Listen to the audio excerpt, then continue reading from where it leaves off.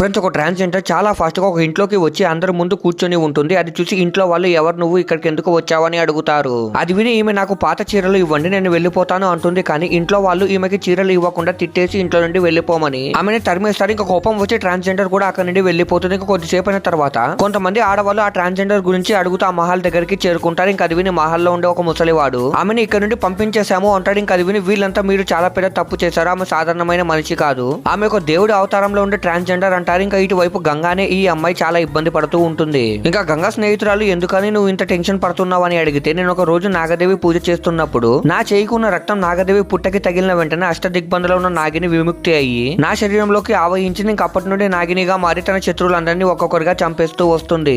అంతేకాదు నాగిని నా భర్తని కూడా చంపడానికి ట్రై చేసింది. కానీ అప్పుడే ఏం జరిగిందో చూసే ముందు మీకు ఈ డబ్బుల కంటే మీ అమ్మ ప్రేమ గొప్పదని భావిస్తే వీడియోని లైక్ చేసి ఛానల్ ని సబ్స్క్రైబ్ చేసుకొని కామెంట్ లో లవ్ యూ మా అని టైప్ చేయండి. చివరికి చనిపోయిన మొదటి భార్య ఆత్మ ఆ వ్యక్తిని కాపాడుతుంది. ఇంకా అప్పటి నుండి నాగినితో నా భర్తకి ఎలాంటి హాని చేయొద్దు అని మాట తీసుకున్నాను అని అంటుంది.